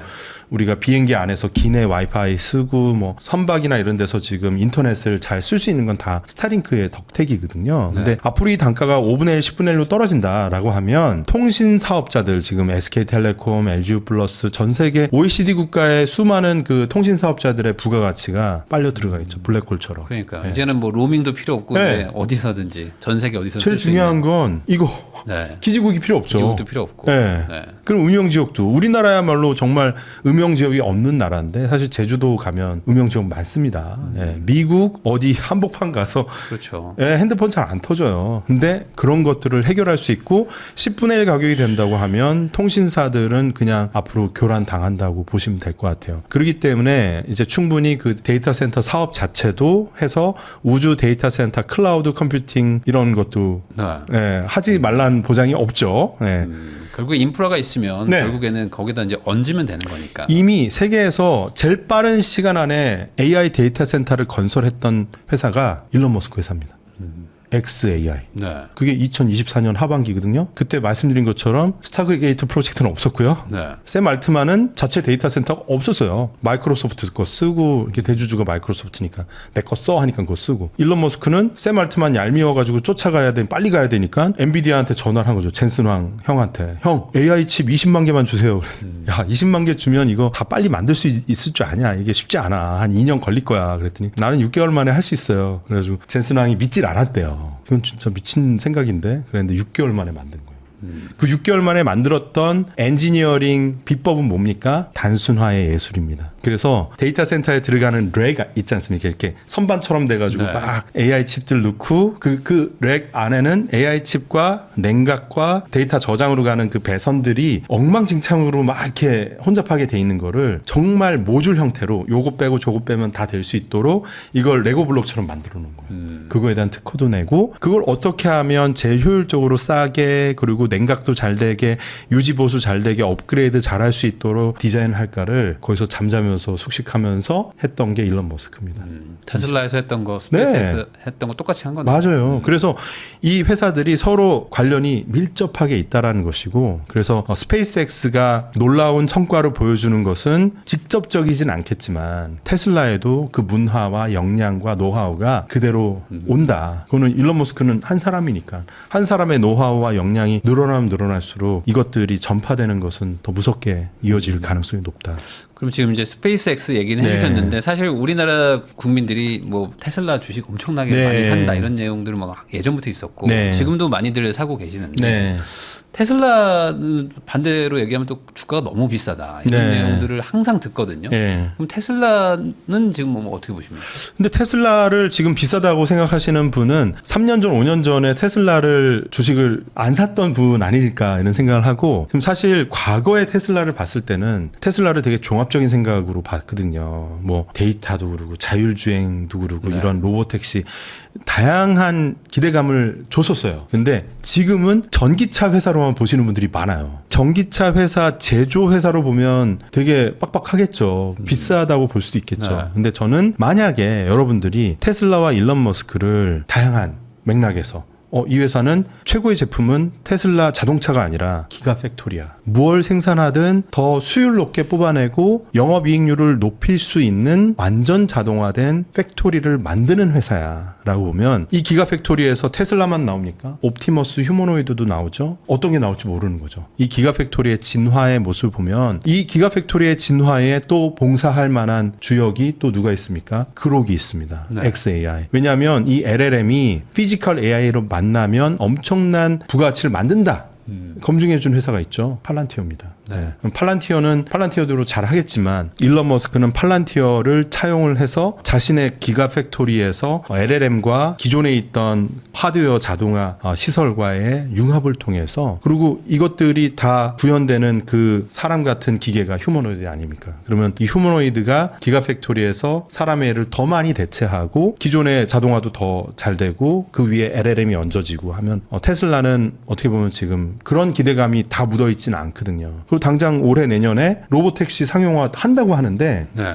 그 부분에 대한 것도 아직 완전히 반영이 되진 않았다고 저는 그렇게 생각합니다. 근데 로보택시 가는 거는 구글의 웨이모 샌프란시스코에서 1000대 넘게 다니고 있고 저는 샌프란시스코 한 3-4달 전에 갔다 왔는데 일주일 있었거든요. 하루에 8번씩 탔어요. 웨이모를. 왜냐하면 우버가 잘 안 잡혀요. 웨이모가 너무 잘 돼가지고 사람들이 웨이모만 잡는 거예요. 그리고 웨이모 기사님은 특정 핫한 스팟에서 경쟁하지 않습니다. 왜냐하면 운전사가 한 명이잖아요. AI 혼자니까 경쟁하지 않고 적절하게 배차를 하기 때문에 훨씬 적은 차량 수로 훨씬 많은 서비스를 아주 시기적절하게 이렇게 네. 제공을 해주거든요. 그래서 웨이모가 이미 성공적인 그 서비스를 제공해주고 있다는 거는 테슬라는 어떻게 보면은 주행거리 마일리지 측면에서 압도적이거든요. 테슬라 타시는 분들 계속 그렇죠. 데이터 상납하고 있는 거잖아요. 테슬라를 사랑하는 마음으로. 네. 근데 그렇기 때문에 테슬라의 어떤 그 엣지 컴퓨팅과 클라우드가 끊겼을 때의 어떤 반응 능력이나 이런 것들은 그냥 지구 최강이거든요. 그런 것들이 이제 본격적으로 독립적인 사업으로 비즈니스가 돌아가게 되는 원년이 올해 내년이 될 텐데 이런 것들을 흥미롭게 보시고 기대를 하신다고 하면은 테슬라는 지금 그렇게 비싼 단계는 아니라고 생각을 합니다. 근데 뭐 물론 이거는 뭐 매수 추천 절대 아니고요. 저는 이제 미국 투자를 뭐 업으로 하는 사람이 아니라 그냥 메가 트렌드 측면에서 그 관점을 한번 그렇게 보시는 것도 방법일 수 있다. 이렇게 참조로 말씀드립니다. 근데 실제로 또 이제 벤처 투자도 하시니까 네. 어쨌든 재무제표를 안 볼 수는 없잖아요. 네네네네. 근데 재무제표만 보면 지금 이 주가가 이해가 안 된다라는 의견도 많지 않습니까? 뭐 그러면 PER이 뭐 200배 이게 비싸다 이런 말씀을 하실 텐데 그럼 팔란티어는 500배가 넘습니다. 그러니까 이제 두 개가 이제 같이 묶이거든요, 사실. 네. 그런데 그래서 이게 이쪽이 좀 버블 아니냐 이런 얘기들이 계속 나오곤 있죠. 뭐 그렇게 볼 수도 있어요. 네. 근데 비싼 주식을 그러면 영영 못 사요. 그리고 과거에 엔비디아도 5년 전에도 그랬고요. 뭐 계속 비싸다고 그랬어요. 50배, 100배 뭐 이러면서. 오히려 엔비디아는 몇 년 전에가 PER이 더 높았습니다. 네. 그래서 그렇죠. 엔비디아는 맞아요. 지금 이익이 많아져서 PER이 줄었지만 그럼 엔비디아 3년, 4년 전에 PER이 100배 맞아요. 넘어갔을 때 비싸니까 안 샀어야 되는 거거든요. 주가는 오르고 지나고 나서 보니까 네. 결국에는 그때 사는 게 맞았죠. 네, 그래서 저는 단순하게 재무로만 이걸 바라보는 거는 좀 난해하다. 그리고 저는 그렇게 동의하지 않고. 왜냐하면 하나의 버티컬 섹터에 압도적인 1등 한다는 게 쉽지 않거든요. 네. 그럼 많은 분들이 전기차 1등 아니잖아. 뭐 BYD도 있는데 막 이런 말씀 하실 거예요. 저는 휴머노이드 얘기하는 거고 스타링크와 연계되어 있는 로보택시를 얘기하는 거예요. 이런 생태계는 아무도 안 갖고 있잖아요. 네. 그렇죠? 그리고 그러니까요. 자율주행 차가 갈 때 트위터를 할 수 있겠죠. x.com. 이런 것들이 하나의 생태계에서 돌아가는 거죠. 하긴 뭐 극단적으로 얘기하면은 뭐 테슬라 지금 타고 있는 그 자가용들을 우버로 무인 우버로 운영을 할 수도 있는 거고. 그래서 우버는 진짜. 명확하게 몇 년 안에 부가가치는 엄청나게 빠지는 거죠. 마치 말의 개체수가 자동차가 등장하면서 말의 개체수가 급감했거든요. 그전에는 말 생산하는 게 엄청난 비즈니스였습니다. 자동차 제조 공장처럼. 그래서 아까 말씀드렸던 스탠포드 네. 그 대학교 설립자 그분이 기차로 돈 번 다음에 말 키우는 일을 하셨어요. 아. 어찌 보면 자동차 공장을 운영하시는 그때는 하이테크였어요. 네. 네. 우버의 운명이 약간 그렇게 보여요. 네. 그러니까 이게 결국에는 AI로 촉발돼서 네. 하드웨어랑 엮이면 이제 완전한 대변혁이 일어나는. 네. 근데 이게 하나의 섹터 말씀드린 거예요. 제조 산업이 자율적인 제조 OS에 의해서 사람의 개입 없이도 막 생산될 수 있다. 네. 그걸 꿈꾸는 게 팔란티어거든요.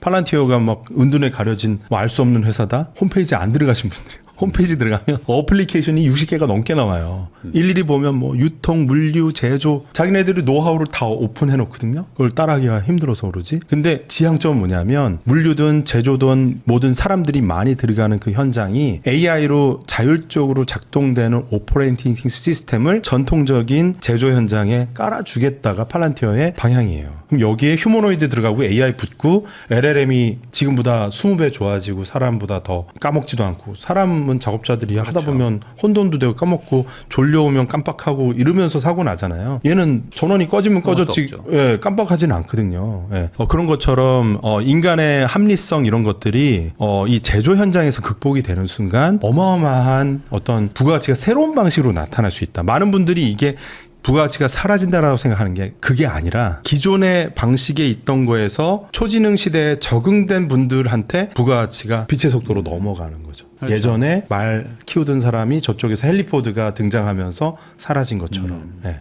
그래서 시대를 앞서가는 선점을 하는 전략과 아이디어와 이런 것들이 투자 관점에서도 필요하지만 여러분들이 생업에서 종사하시면서도 어떤 사업을 하시든 간에 이거를 생각 안 하면 3년 후, 5년 후, 10년 후가 불안하실 수도 있다. 거꾸로 보면 엄청난 인생의 역대급 기회가 여러분들한테 주어질 수도 있다라는 것을 위기라는 거는 두 글자에 담겨져 있는 거잖아요. 기회라는 측면이 커질 수 있다라는 거죠. 네. 그러니까 우리가 일종의 마부나 네. 아니면 이제 뭐 마차를 끄는 사람이라면 네.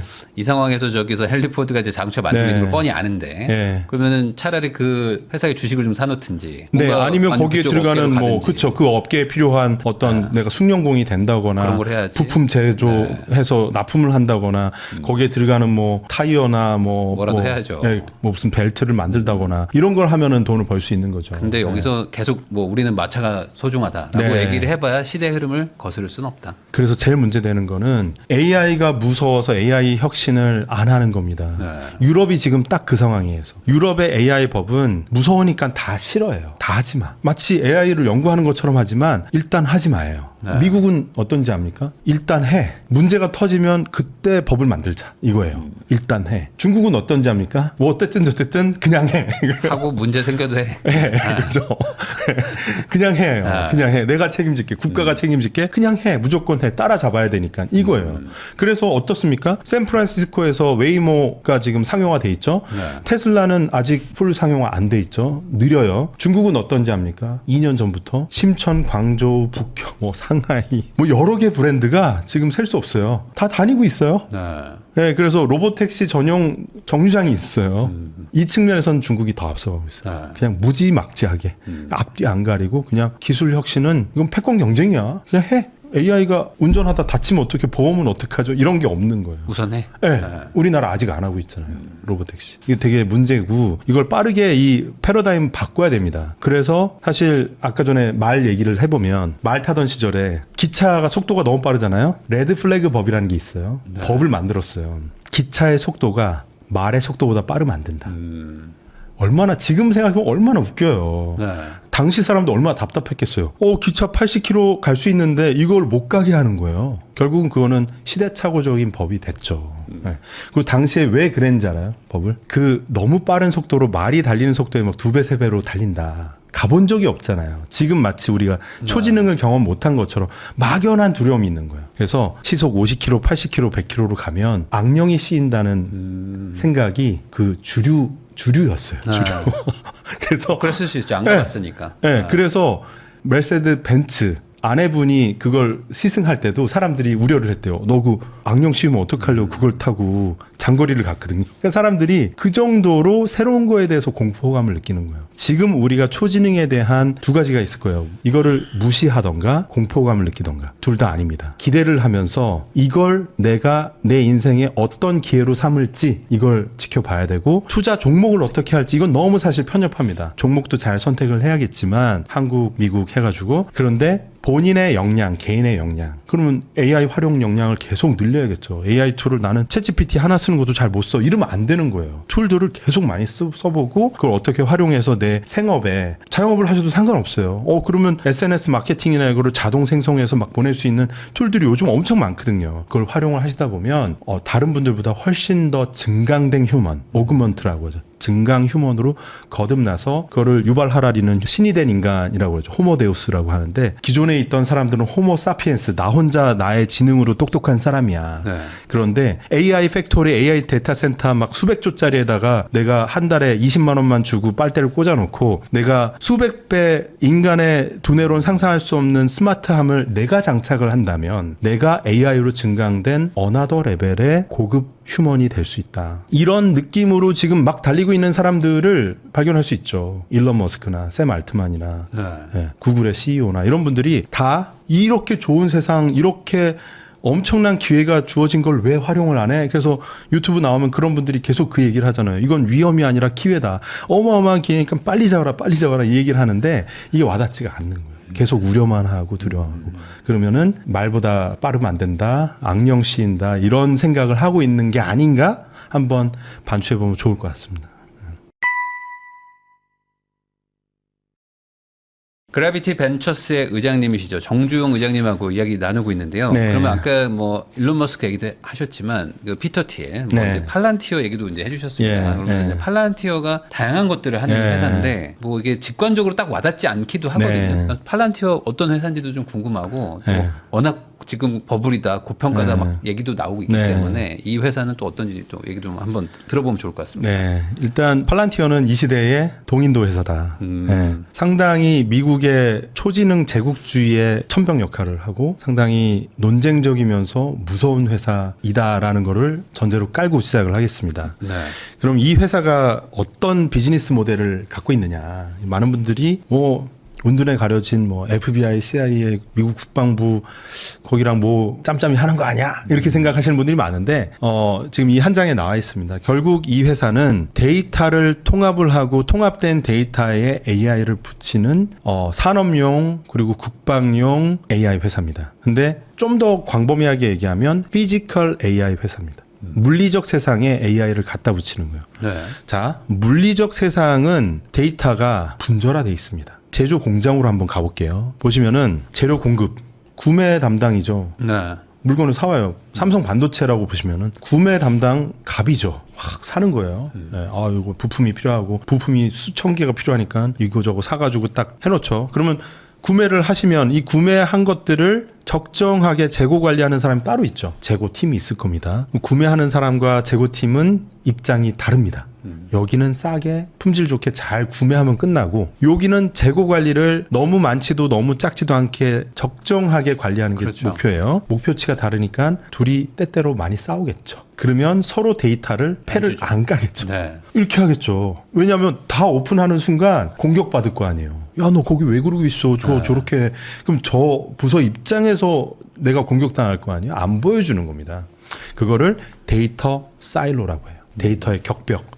통 안에 이렇게 통 안에 속 들어가서 안 보여주지 메롱하고 블랙박스처럼 들어가 있는 거예요. 근데 이거를 다 통합하고 싶죠. 그래서 데이터 통합 뭐 이런 거 이렇게 하겠다는 회사들 많았어요. 잘 안 돼요.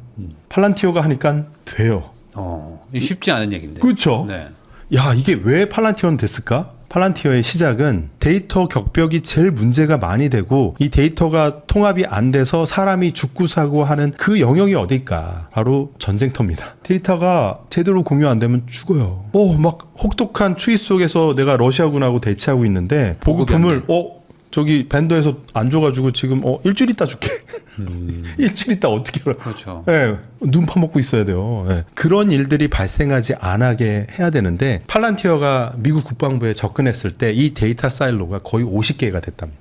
이 사람들이 2스타, 3스타 하면 예산권이 많잖아요. 네. 뭐 하나 데이터가 궁금하다. 이 데이터를 알아야겠네. 그러면 외부 업체 입찰해가지고 공고 띄워놓고 새로운 데이터를 취합하는 솔루션을 계속 만들었대요.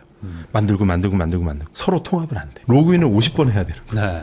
로그인 하면 알 수 있으면 좋아요. 근데 로그인 했더니 권한이 없음. 권한을 누구한테 받아야 돼요? 저쪽 가서 승인 받아야 돼요. 네. 이틀 걸려요. 이러다가 보급품 못 받고 일주일 동안 굶어요. 안 되잖아요. 네. 그래서 팔란티어가 제안을 한 거예요. 이거 너네 이런 식으로 되면 안 돼서 우리가 하는 방식을 한번 믿고 따라와줘. 국방부에 약간 그 POC 개념으로 테스트로 해봤는데 현장의 지휘관들, 중대장들, 아주 전투 현장에 나가 있는 병사들의 반응이 폭발적이었어요.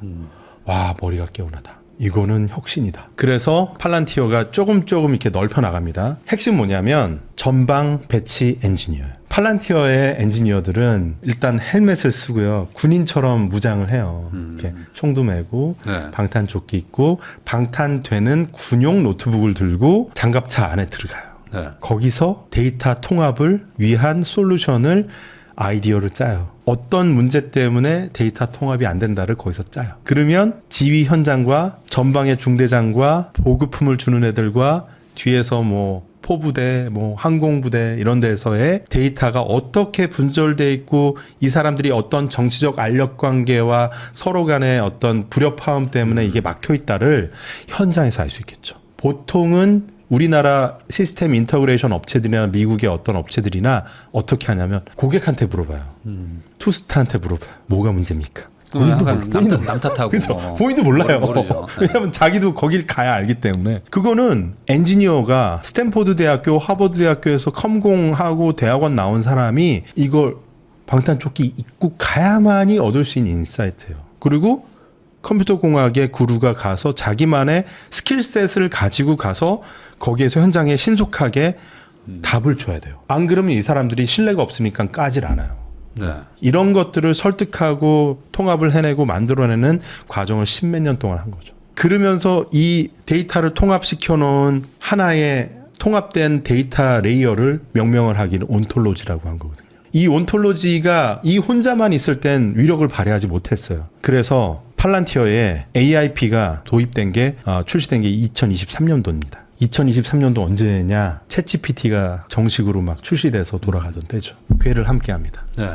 챗GPT 거대 언어 모델이 상용화되지 않았으면 팔란티어는 지금의 팔란티어가 될 수 없었어요. 데이터의 격벽을 깨고 뭉쳐놓기만 한다고 이게 엄청난 영업이익과 매출을 만들지 못했기 때문에. 그래서 저는 AI가 어떻게 돈을 만드는데라고 물어보시는 분들한테 답하고 싶어요. 팔란티어의 최근 3년 동안 영업이익률이 왜 올라갔는지를 설명을 해보세요.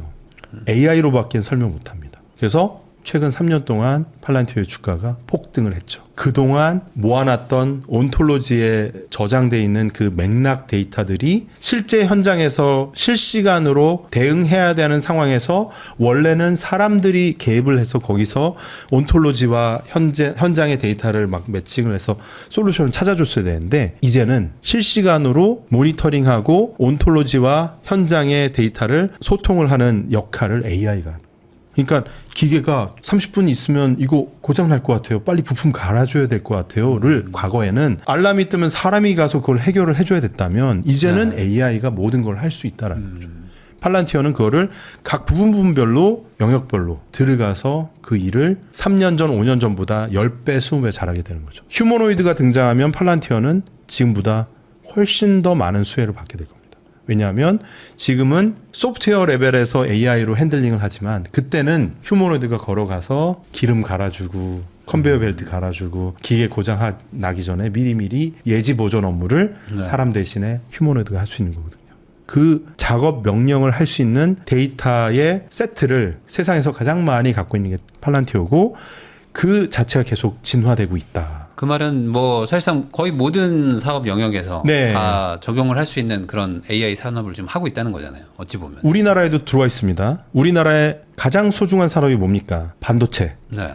조선이죠. 첨단 제조. 반도체. 삼성전자와 계약을 한 게 한 1년 정도 됐습니다. 무서운 일이에요. 네. 미국의 팔란티어가 그럴 리 없어. 그 데이터를 윤리적으로 잘 관리할 거야. 뭐 하겠죠. 딴 데다가는 안 팔겠죠. 팔란티어는 알 수밖에 없겠죠. 그걸 통합을 하는데. 네. 네. 고객사 데이터는 절대 안 건드립니다. 그 데이터를 들어가서 통합을 해주고 유지보수 해주는 과정에서 알 수밖에 없지 않겠어요. 네. 조선소도 마찬가지입니다. 지금 HD 현대 조선소에 팔란티어가 물려 있고 팔란티어 홈페이지에 모범 사례로 심지어 올라가 있습니다.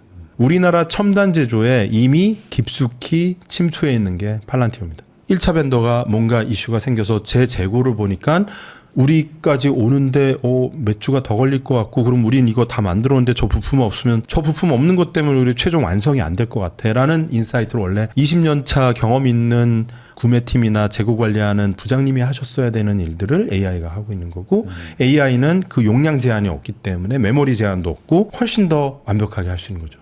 20년치의 데이터를 빠짐없이 네. 다 기억하고 나서 거기서 복귀를 해볼 수가 있는 거죠. 그게 이제 유의미하게 기업의 어떤 영업이익의 개선이나 이런 네. 것들을 일으키는 수준까지 이미 왔기 때문에 안 됐으면 팔란티어가 영업이익이 안 나오겠죠. 그러니까 이제 돈을 네. 엄청나게 벌게 맞습니다. 된다. 그럼 네. 앞으로 더 잘 벌겠네요. 그렇죠. 근데 이제 그 기대감이 PER 500배 수준이냐? 그러면 이게 그거는 네, 각자의 판단이에요. 500년치를 미리 땡겨서 지금 주식에 반영을 하긴 한 그 거예요. 팔란티어는 좀 얘기해요. 세상에서 가장 비싼 주식 중에 하나예요. 네. 네. 근데 뭐 좋아하시면 아주 작은 비중으로 사는 네. 거는 뭐 반대하지 않습니다. 네, 저도 갖고 있고요. 네. 네. 근데 여전히 저도 비싸다고 생각해요. 뭐 PER 500배를 내가 20년 전이었으면 제가 재무 공부하던 사람이고 막 이게 재무 관리로 막 이렇게 기초를 배웠는데 네. 이게 말이 안 되잖아요. 예전에는 PER 15배만 넘어가도 비싸다고 그랬는데 지금 500배가 웬 말입니까? 근데 팔란티어의 성장 속도 1년에 거의 거의 2배 성장합니다. 영업 이익률 자체가 늘어나요. 네. 근데 얘네들은 원가는 인건비예요. 예, 뭐 하드웨어를 거의 안 쓰니까. 근데 이 인건비를 줄이려고 어떤 노력을 하냐면 아까 말씀드렸던 전방 배치 엔지니어 자체를 AI화 하겠다라는 얘기도 하고 있어요. 그걸 어떻게 되는지는 다도 감은 잘 안 오는데 네. 그런 또 뭐 자기 회사 스스로를 팔란티어화해서 또 돌려보겠죠. 또 새로운 진화 방향이니까. 그래서 저는 미국의 현재 각 영역별 엔비디아, 팔란티어, 테슬라 이런 회사들의 가장 큰 경쟁자는 누구라고 생각하냐면 팔란티어의 가장 큰 경쟁자는 2년 전에 팔란티어다. 네. 엔비디아의 가장 큰 경쟁자는 2년 전에 엔비디아다. 실제로 엔비디아의 H100 그 스펙을 월등히 연산, 냉각 모든 측면에서 수십 배를 뛰어넘는 게 블랙웰입니다. 네. 근데 거기에서 또 몇 배를 증폭시켜서 더 잘 되게 만드는 게 루빈이고요. 내부의 적이에요. 예. 자기가 자기를 혁신합니다. 그거를 미국의 2등 회사, 3등 회사도 못 따라가는 거고, 그래서 저는 이 빅테크의 스케일링 법칙을 간과하면 안 된다라고 생각해요. 그래서 이런 부분들까지 고려했을 때 이제 현재의 밸류에이션 재무적으로 한번 보시고 뭐 위험하지만 난 약간의 위험 감수할 수 있다라고 하면은 적절한 뭐 7개, 8개 포트폴리오 분산 가운데서 적은 비중으로 비싼 것도 한번 가져보자. 이런 거는 하나의 전략일 수도 있고. 예를 들어서 엔비디아는 퍼가 20배, 30배밖에 안 되기 때문에 뭐 아무리 보수적으로 봐도 뭐 30, 40배 이상은 안 가거든요. 그러면 사실은 그냥 일반적인 수준이잖아요. 엔비디아 같은 경우는 약간 수비형 미드필더 에 가깝겠죠. 이제는 어느 정도 충분한 성장을 한 거죠. 사실상. 근데 거기서 또 더 갈 수 있으니까 그거는 이제 좀 더 비중 높게 가져갈 수 있겠고, 뭐 구글 같은 경우는 거의 수비수죠. 뭐 기본적으로 깔고 가는 독점 사업이 있는 거에다가 플러스 알파가 있을 수 있다. 뭐 테슬라 같은 경우는 이제 CAM이라고 그러죠. 이제 공격형 미드필더, 뭐 메시롤 이런 게 되겠죠. 약간 공격도 많이 하면서. 팔란티어는 완전히 공격수. 그렇죠. 팔란티어 완전 공격수고 뭐 조비나 아이온큐 이런 거는 그냥 잠깐 나와서 헤딩 슛만 하고 가는 파트타임 헤딩 넣는 친구. 그러면 이 팔란티어가 결국에는 지금 500배라는 거는 단순히 그냥 데이터를 좀 교정하고 뭐 이렇게 최적화해가지고 영업이익률을 높여주는 회사 정도가 아니라 뭔가 시대를 바꿀 회사라고 맞습니다. 예측하니까 그렇게 되는 거죠. 현재의 월스트리트 투자자들이 그렇게 바라보고 있는 거고, 재무적으로는 한 3년, 4년 동안 매년 2배 이상 성장을 하고 이익도 2배 이상 성장한다라고 하면 곱하기 툴툴툴 하면 뭐 나누기 2 하면 되는 거잖아요. 그러면 이제 100배 미만으로 떨어질 수 있다. 5, 6년만 지나도 뭐 유의미하게 확 내려가죠. 그렇게 바라보고 있는 거예요. 근데 이게 과거에 선례가 없지 않았다. 엔비디아도 그랬다라고 보면은 엔비디아의 한 4년 전, 5년 전 모습으로 바라보고 있을지도 모르겠다라는 거죠. 그러면 결국에 이 팔란티어가 대규모로 어떤 뭐 국가적인 시스템까지 막 운영하고 뭐 이런 식의 말 그대로 뭐 아주 거대한 회사가 된다 이렇게 봐야 되는 건가요? 근데 지금 프랑스 정부랑 계약을 했습니다. 그러니까 이게 어찌 보면 모든 거에 다 적용할 수 있는 거잖아요. 효율화. 그래서 우리 자체 걸 안 만들면 어쩔 수 없이 대한민국 국정원이나 국방부도 팔란티어를 울면서 써야 될 수도 있어요. 그럴 수 있을 것 같아요. 적군이 만약에 저걸 쓰고 이기는 있는데 게임을 하려면 저는 AI와 지금 최적화 보급을 하고 있는데 우리는 지금 막 행복안이랑 싸우고 있어요.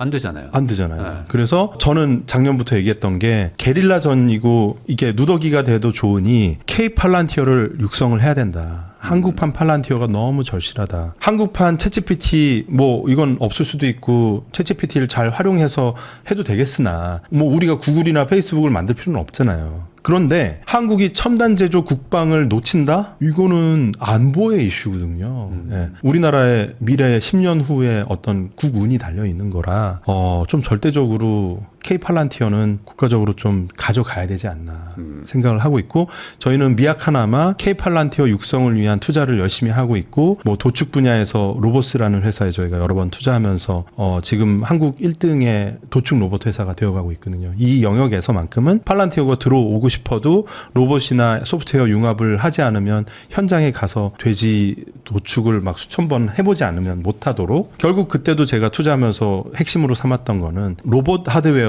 막 통달한 과장급 현대 로보틱스 이런 데서 통달하신 분과 소프트웨어 AI 그 소프트웨어 공학자가 만나가지고 도축장을 가서 여기에 필요한 그 완전 자동화할 수 있는 솔루션을 만드는 거예요. 그러면 그것은 팔란티어가 꿈꾸는 요 분야에서만큼 팔란티어스러운 혁신이 되겠다. 이분들이 결국은 전방 배치 엔지니어구나. 이런 생각을 하고 투자를 했습니다. 근데 다행히 그렇게 빠른 속도로 성장을 하고 있고, 매출액이 저희가 투자한 다음에 수십 배가 올라가서 이제 내후년 정도에 상장을 앞두고 있고, 농협과 산업은행도 투자할 정도로 지금 상당히 많이 올라와 있는데, 이런 사례들이 계속 많이 나왔으면 좋겠고, 저희뿐만 아니라 많은 이제 정부 기관이나 대기업들도 혼자서 뭘 하려고 하기보다는 젊은 창업가들, 전방 배치 엔지니어를 마다하지 않고 현장으로 가겠다고 하는 AI 공학자들이나 로봇 공학자들에게 많은 데이터에 접근 권한을 주시고 많은 기회를 주고 지원을 해줘야 우리나라가 결국은 이런 것들을 스스로 안 만들면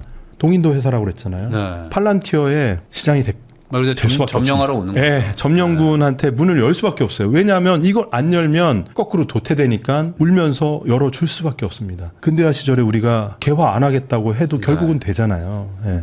여기는 화살 쏘고 있는데 저긴 총 들고 오면 다른 거예요. 방법이 없어요. 네. 그래서 말씀드린 게 휴머노이드 드론 그냥 하나예요. AI로 컨트롤 되거든요. 다 그냥 담고 있는 그 피지컬한 모습이 다른 거죠. 로보택시도 마찬가지죠. 다 그냥 이거는 그냥 그 물건이고 그 물건 뒤에는 AI가 있고, 이 AI 위에는 초지능이 생길 건데, 그러면 얘가 초지능이 작동이 되려면 버티컬하게 한 각 영역별로 현장에서 땀을 흘리고 해서 전방 배치 엔지니어들이 데이터를 하나로 만들어 놓고 거기에 AI 붙이고 초지능 붙이고 휴머노이드 붙이고 이 작업을 아주 고통스럽게 해줘야 되는데 우리가 직접 하자 이거죠. 팔란티어가 생각보다 훨씬 더 대단한 회사네요. 무서운 회사입니다. 제조로 봐야 됩니다. 네. 네. 그리고 이기기가 쉽지 않겠네요. 네. 진짜로. 그래서 여기에는 가속화가 됩니다. 그러니까요. 왜냐하면 더 빨라질 것 같은데. 영업을 요즘 안 해도 되는 걸로 알고 있어요. 그래서 우리도 좀 제발 좀 바꿔줘라. 네. 그러면서 조건이 뭐냐면 내가 빨리 할 테니 경쟁작한테는 팔란티어를 제공하지 마. 하지 마라. 네. 그래서 지금 하이닉스에는 안 들어가고 있잖아요. 그래요. 네. 저도 예전에 삼성에 있었는데 삼성에는 그 데이터 공유가 참 안 되잖아요. 진짜 어렵거든요. 내부적으로 뭘 해보려고 해도 잘 안 되는 게 있었는데 그런 것들이 만약에 개선되면 참 좋을 텐데라는 생각을 많이 했었습니다. 생각보다 괜찮은 회사네요. 근데 좋은 회사와 좋은 주식의 가격은 또 다른. 그렇죠. 그것도 다르고, 이 팔란티어가 정치적이나 이런 측면에서 좋은 회사냐, 이거는 각자의 가치 판단입니다. 그것도 있죠. 엄청난 제국주의적 회사입니다. 엄청난 제국주의적 회사고, 엔비디아나 이런 회사들보다도 훨씬 정치적이고 군사적이고, 그래서 딱 동인도 회사라는 거죠. 동인도 회사가 전쟁도 불사하는, 사람들 가둬놓고 막 살상하고 이러던 회사거든요. 근데 지금 미국 국방부와 함께 생포하고 사살하고 하는 그런 최전방에서 AI를 드론을 휴머노이드를 전투용 로봇을 활용하는 회사가 여기고, 팔란티어의 창업자가 피터 틸인데 지금 로키드 마틴의 혁신을 해서 국방을 완전 새롭게 뒤집어 엎는 회사 엔주릴입니다. 엔주릴.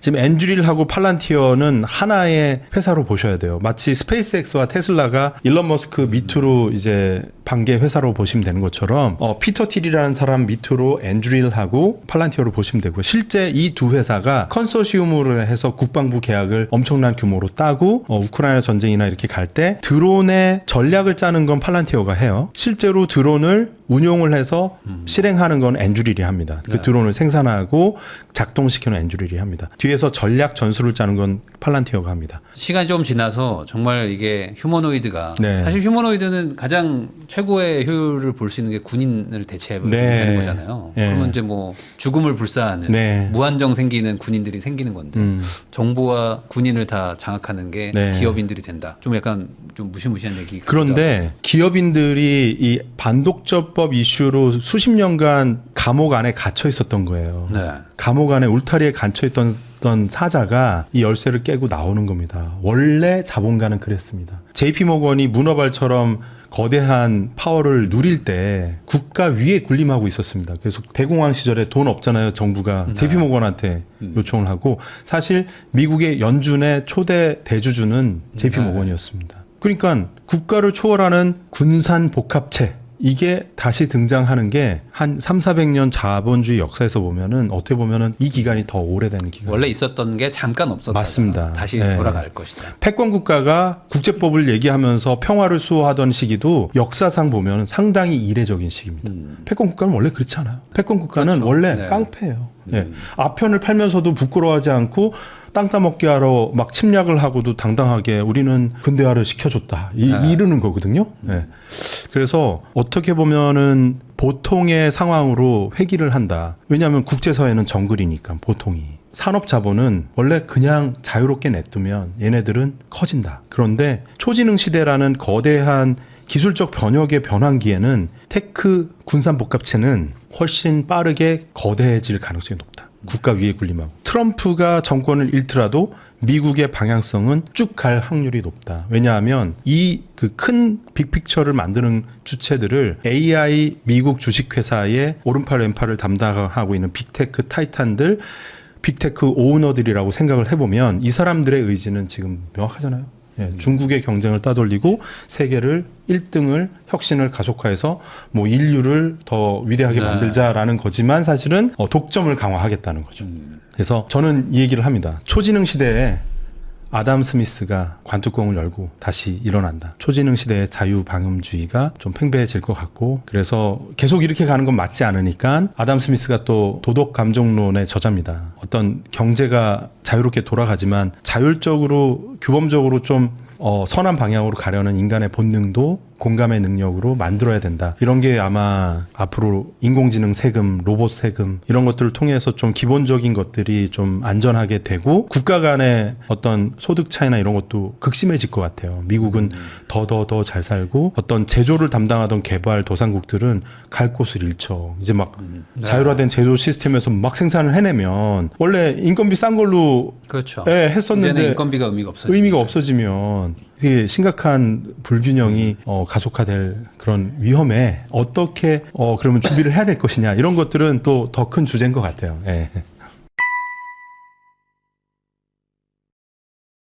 정주영 의장님하고 이야기 나누고 있습니다. 어찌 보면은 이제 간단한 재테크 얘기가 아니라 그 이제 앞으로 미래를 전망하는 어떤 그 큰 그림을 지금 얘기를 계속 해주시고 계시는데 안 가본 길을 어찌 보면 예측하고 있는 것이고 그러다 보니까 뭐 상상력을 뛰어넘는 내용들일 수도 있어요. 네. 그래서 이게 뭐 공감이 되시는 분도 있고 안 되시는 분도 있을 텐데 결국에 우리는 이제 앞으로 미래를 살아가야 되고 그 안에서 또 돈도 벌어야 되고 재테크도 해야 된단 말이죠. 그러면 결국에 시대가 바뀌더라도 흔들리지 않는 원칙 같은 건 있지 않겠습니까? 그런 얘기를 좀 한번 해봐 주시면 좋을 것 같은데요. 제가 너무 좋아하는 주제고요. 이 장표를 보여드릴게요. 투자가는 독립적 관점과 자신만의 원칙을 지녀야 합니다. 저는 이제 항상 이거를 막 혼돈될 때마다 그냥 씁니다. 네, 진짜 피부에다 하고 싶을 정도로 투자를 하신다고 생각하면 두 가지. 나만의 독립적인 관점 그리고 그 관점을 갖기 위한 나만의 원칙이 있어야 돼요. 그래서 많은 분들이 헷갈리는 게 뉴스를 보고 가슴이 콩닥콩닥 한다? 관점이 없는 거예요. 그리고 사고 팔고 하면서 자꾸 마음이 흔들려요. 원칙이 없는 거예요. 네. 이 두 가지를 꼭 가져야 된다. 그러면 이 관점을 갖기 위해서 가장 배우기 좋은 사람이 누구냐라고 하면 전 워렌 버핏을 얘기하고 싶습니다. 근데 워렌 버핏은 그러면 혼자 이 모든 것을 다 터득했을까? 절대 아니거든요. 워렌 버핏도 그냥 유한한 하나의 사람입니다. 근데 이 사람이 어떻게 그 수십 년 동안 원칙을 계속 진화시키고 시대의 변화에도 불구하고 정말 시장을 이기는 그 장기적인 수익을 만들었을까라고 보면 거대한 스노우볼입니다. 스노우볼. 근데 제일 먼저 말씀드리고 싶은 게 여러분들이 듣고 싶은 건 수익의 스노우볼이겠죠. 근데 그게 아니에요. 인간관계의 스노우볼이에요. 비즈니스를 하든 유튜브를 하든 사업을 하든 투자를 하든 사람이 하는 거거든요. 자, 이 장표에서 보겠습니다. 워렌 버핏은 어떤 인간관계에 이 스노볼을 눈덩이처럼 키웠나 보겠습니다. 가장 중요한 건 아빠겠죠. 하워드 버핏은 증권 중개인이었습니다. 증권사 직원, 주식 중개를 하던 분이니까 주식에 대해서 아주 능통했죠. 그러다가 이제 정치적 성향이 좀 뚜렷하셔서 의원을 해서 하원 의원을 4번을 하면서 정치인으로 이제 은퇴를 하시게 된 건데, 그 워렌 버핏이 10살 때 10살짜리 아들을 손잡고 월스트리트를 갔대요. 가서 이 객장의 흥분, 이 자본시장의 이 꿈틀거림, 이거를 느껴봐. 그러고 나서 당시 골드만삭스의 임원분한테 연락을 해가지고, 그래도 뭐 나름 영향력이 있으니까 30분만 시간 내줘서 우리 아들한테 좀 덕담 좀 해주세요 하니까, 그 골드만삭스 임원이면 사무실도 멋지고 하니까 사무실에 위스키가 있고 시가가 있고 사무실에서 그거는 이제 뭐 좀 자유로운 사람만, 능력 있는 사람만 그걸 누릴 수 있잖아요. 그래서 와, 이게 월가에서 좀 성공을 하면 저런 좀 자유로움을 느낄 수 있구나 하는, 멋있다라는 동경을 하게 됐대요. 그래서 그 견학을 월스트리트를 갔다가 와서 죽어라. 원래 독서를 많이 하는데 책을 그다음부터는 투자, 돈 버는 거 이런 거에 대한 책만 읽은 거예요. 탐독을. 그렇게 해서 돈을 버는 1000가지 법칙이라는 그 책을 완전 통달을 합니다. 암송을 해서 나는 20대에 백만장자가 돼서 파이어족이 돼야지, 이 꿈을 꿨어요. 그래서 파이어족 1세대입니다. 이거 많은 분들이 생각 많이 못해요. 그리고 이분이 젊었을 때, 어렸을 때 10대 때 뭘 했냐면 핀볼 임대 사업을 해요. 그러니까 자기가 10대 때 알 수 있는 건 핀볼 정도는 확실히 아니까. 그래서 핀볼을 수리를 잘하는 또래 중학교 친구를 섭외를 해서, 내가 핀볼을 기계를 싸게 사올 테니 너가 수리를 해서 이 고장난 중고 핀볼 기계를 우리 동네 펍이나 이런 빌려주자. 이발소 이런 데 남자들 많이 가는 데다가 빌려다 놓고, 그 점주분하고 5대5 뿜빠이 하면은 우리가 그 임대료 이런 거 안 내도 상관없으니까 이거는 위험이 없다 하고, 그 친구를 이제 기술자로 쓴 거죠. 너무 장사가 잘 돼서 회사를 설립해요. 중학교 때. 그래서 이 회사를 몇천 불에 그 은퇴하신 퇴역 그 군인한테 팔아요. 인생 첫 번째 엑시트를 한 거죠. 중학생 때. 중학생 때. 네. 그러니까 이런 것도 많은 분들이 모르잖아요. 대단한 사람입니다. 저는 진짜. 애플 투자한 것보다 이게 더 재밌더라고요. 중학생이 이건 제정신이야. 근데 그걸 또 냅뒀대요. 하워드 버핏 아빠가. 그러니까 이런 것들이 이제 하워드 버핏이라는 아빠가 어렸을 때부터 창업가 정신, 자본가, 너는 투자도 하고 사업도 하고 이런 식으로 해야지 뭐 근면성실하게 뭐 개근하고. 그러니까 학교에서는 이상하다고 했겠죠. 쟤는 뭐 중학교에서 자기소개하라고 하면 뭐 토지도 임대하고 있고 핀볼 사업도 하는 사업가입니다 이렇게 소개를 했대요. 선생님들이 저게 지금 허언증인가 이랬겠죠. 메인 포인트는 자기가 노동을 하지 않아요. 그리고 돈을 벌 수 있는 그 선순환 구조를 만들고 위험 부담을 크게 안 합니다. 재고를 지려고 안 하고 저렴하게 거의 무위험으로 사와서 마진을 많이 붙여서, 그걸 뭐라고 합니까? 나중에 안전마진이라고 하죠. 그런 것들을 어렸을 때 계속 중고등학교 때 학습을 하는 거죠. 사업을 통해서. 이제 하워드 버핏 다음에 벤자민 그레이엄이라는 분을 만나죠. 이분은 어떻게 만나냐? 대학원 낙방의 결과입니다. 워렌 버핏이 진짜 16살인가에 그 와튼 스쿨 입학할 정도로 수재였어요. 그러면 뭐 졸업해도 몇 살 안 되잖아요. 20살? 대학원 어플라이를 한 거예요. 하버드에다가. 난 똑똑하고 잘 나가니까 똑 떨어진 거예요. 그래서 막 그게 너무 마음이 아팠나 봐요. 자기는 여태까지 실패한 적이 없는데. 그래서 더 절치부심하는 마음으로 투자 서적을 좀 전문적인 교수님들이 쓴 책을 막 봤대요. 봤더니 딱 꽂힌 책이 현명한 투자자, 저자 벤자민 그레이엄.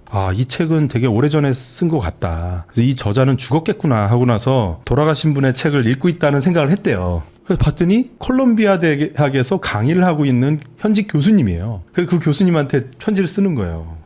저는 워렌 버핏인데요. 쓰신 책 잘 봤고요. 돌아가신 줄 알았는데 살아계시네요.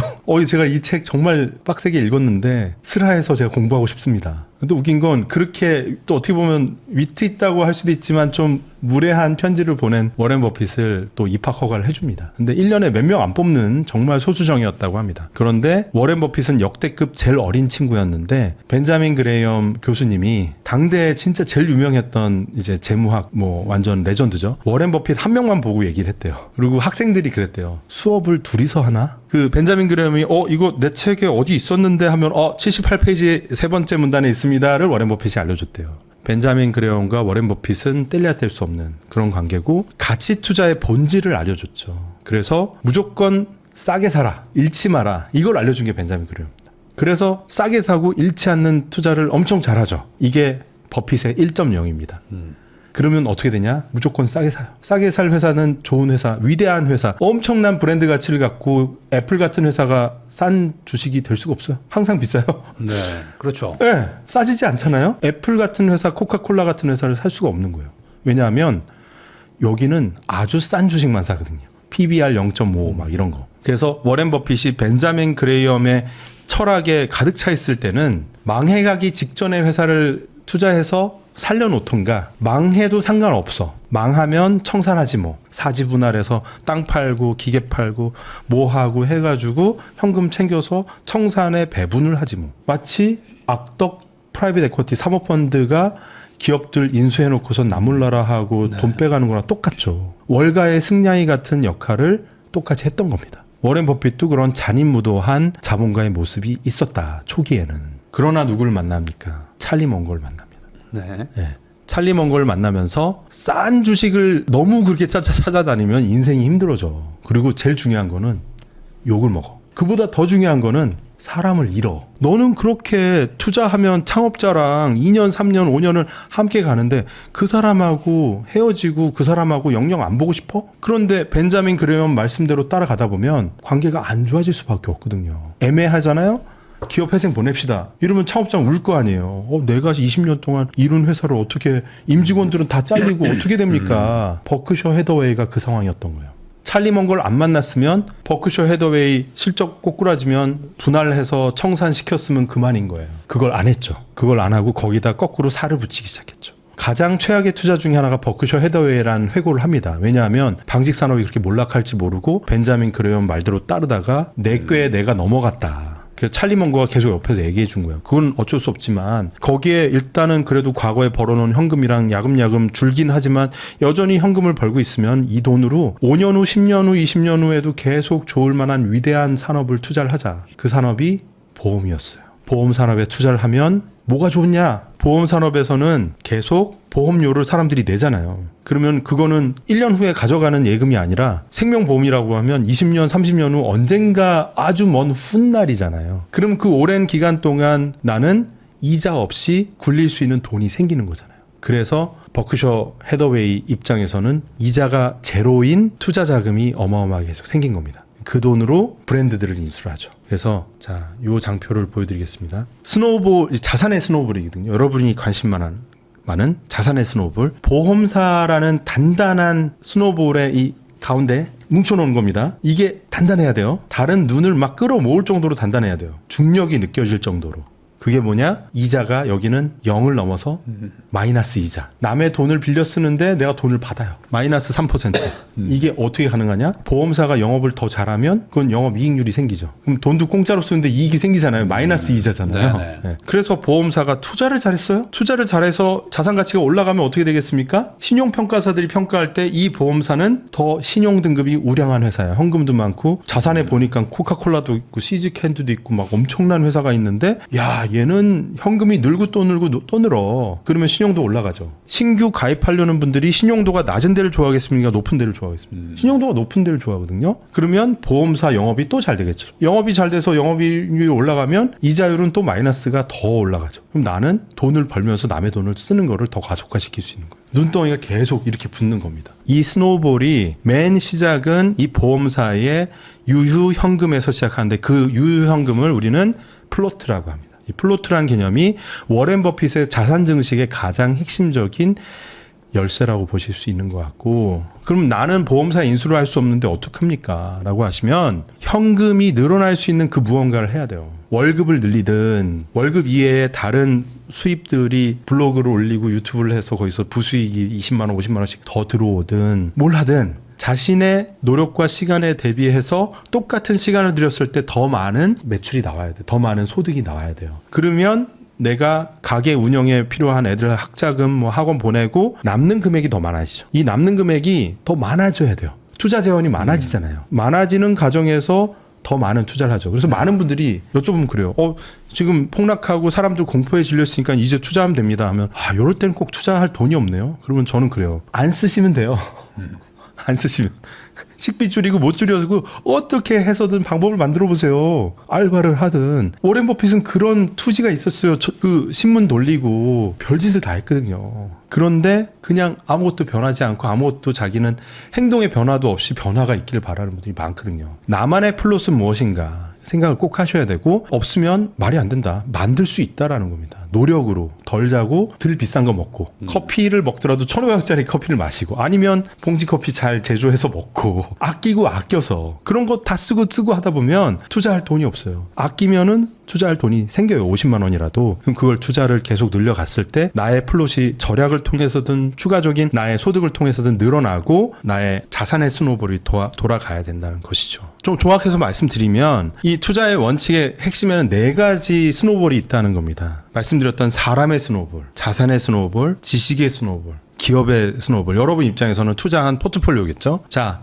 사람의 스노볼을 제일 먼저 말씀드렸던 이유는 아까 말씀드린 뭐 그레이엄, 찰리 먼거 말고도 정말 많은 사람의 스노볼이 있습니다. 그런데 그 사람의 스노볼이 돌아간다는 얘기는 이 사람들이 나한테 왜 오겠어요? 나한테 배울 게 있고 얻을 게 있으니까 오거든요. 그러려면 내가 뭘 해야 되냐? 지식의 스노볼을 돌려야 돼요. 이건 혼자 할 수 있거든요. 사람이 없어도 할 수 있어요. 나 혼자 열심히 나의 공부를 하는 거죠. 나의 학습을 하고 나의 학습을 한 건 가만히 이렇게 안고 있으면 아무도 안 오겠죠. 향기가 안 나니까. 근데 내가 갖고 있는 지식을 막 열심히 나눠줘 봐요. 이게 미천하든 뭐가 됐든 그냥 간단한 책 리뷰가 되고 서평이 되고 뭐 유튜브 영상을 보고 요약을 한 거가 됐든 뭐가 됐든 지식을 계속 축적하고 쌓아 나가고 그거를 공유를 하다 보면 사람들이 다가옵니다. 그래서 워렌 버핏도 초기에는 돈이 없었어요. 강의를 그렇게 많이 하고 다녔어요. 강의를 하는데 말주변이 없으니까 그 데일 카네기의 리더십 이런 거 뭐 어떻게 하면 말 잘하는지 이런 거를 돈 내고 강의를 듣고 강연을 열심히 했습니다. 그래서 투자자가 안 됐으면 뭐 됐을까 했으면 교사가 됐을 거래요. 자기 말하는 거 좋아해가지고. 그러니까 그만큼 지식을 많은 사람들한테 공유하고 그걸로 인해서 주변에 이 지식의 궤를 같이 하는 사람들이 늘어나고 이 사람들한테 내가 윤리적으로 행동을 꾸준하게 원칙대로 하면 사람들이 늘어나거든요. 그럼 이 지식과 사람들이 있으면 자산이 늘어나요. 이건 진짜 여러분 믿으셔야 됩니다. 좋은 사람과 나에게 충분한 지식이 축적이 되면 자산이 늘어납니다. 하루 만에 영상 하나 보고 찍어준 주식 투자해가지고 하는 거는 금방 무너져요. 근데 3년, 5년, 만 시간에 걸쳐서 주변에 좋은 독서 토론 모임이나 회사 안에서도 어떤 토론할 수 있는 좋은 분들하고 만나서 뭐 직장 상사 욕하는 게 아니라 새로운 트렌드에 대한 나만의 관점을 가지고 나는 이렇게 생각해, 저렇게 생각해. 건설적인 토론을 하는 거를 3년을 했다고 생각해봐요. 자산이 늘어납니다. 수익률이 올라갑니다. 내가 투자한 기업들의 퀄리티가 올라갑니다. 이 네 바퀴가 돌아갑니다. 그게 당장은 500만 원, 1000만 원이 될 수도 있어요. 근데 그게 10년을 하면 수십억이 됩니다. 전 주변에 그런 분들 많고 저도 20년 동안 그런 원칙을 조금 굴려봤어요. 근데 이제는 좀 저희 회사도 규모가 있고 하다 보니까 이게 네 바퀴가 잘 굴러가는 게 느껴지는데 이게 워렌 버핏이 알려준 정답집니다. 되게 답답해 보이죠. 오랜 시간이 걸리니까. 그래요. 워렌 버핏은 60 이후에 축적한 그 워렌 버핏의 자산이 95% 이상입니다. 1년, 2년 안에 파이어 할 생각하면 금방 다칩니다. 10년, 20년, 30년 동안 나는 이거를 지치지 않고 할 수 있는 그런 스노볼을 만들 거야 라고 했을 때 거꾸로 자산의 스노볼이 결과적으로 돌아가서 여러분들이 자산 증식 속에서 좋은 친구들도 얻고 좋은 지식도 얻고 이렇게 되는 선순환이 돌아갈 것 같아요. 그러니까 이게 어찌 보면 이제 오늘 얘기를 이제 관통하는 내용일 수도 있는데 이게 어찌 보면 이게 혼자서도 어느 정도도 가능한 거죠. 이제 예를 들어 이제 초지능이나 뭐 AI 이런 것들도 이제 생기다 보니까 좀 지식을 얻는거나 뭐 어떤 사람을 만나는거나 하는 것들이 과거보다 이제 훨씬 더 쉬워지는 상황이니까. 이 본질을 깨닫고 이 안에서 소위 말해 이제 되는 길로 가면 네. 되는 길로 가면 거기서 이제 유의미한 인생의 변화가 있을 것이다. 맞아요. 근데 전 그럼에도 두세 명의 멘토나 전혀 다른 성향의 좋은 동료는 있어야 된다고 생각합니다. 왜냐하면 찰리 먼거랑 워렌 버핏이 완전 극과 극이거든요. 네. 찰리 먼거는 엄청나게 시니컬한 안 돼를 전문으로 하시는 분이고 워렌 버핏은 상당히 긍정적이고 낙천적이고 누구를 험담도 못하는 그 긍정적인 성선설 학파입니다. 네. 근데 이 사람이 와 좋아 기대감으로 가면은 찰리 먼거가 옆에서 끌어당겨 주는 역할을 하는 거예요. 근데 AI가 사실 그런 역할은 그런 건 못 합니다. 안 되니까. 그냥 객관적인 정보를 주기 때문에 그래서 나의 MBTI와 정반대인 사람을 좋은 토론의 파트너로 함께 오래 가는 거는 너무 소중하다 생각이 듭니다.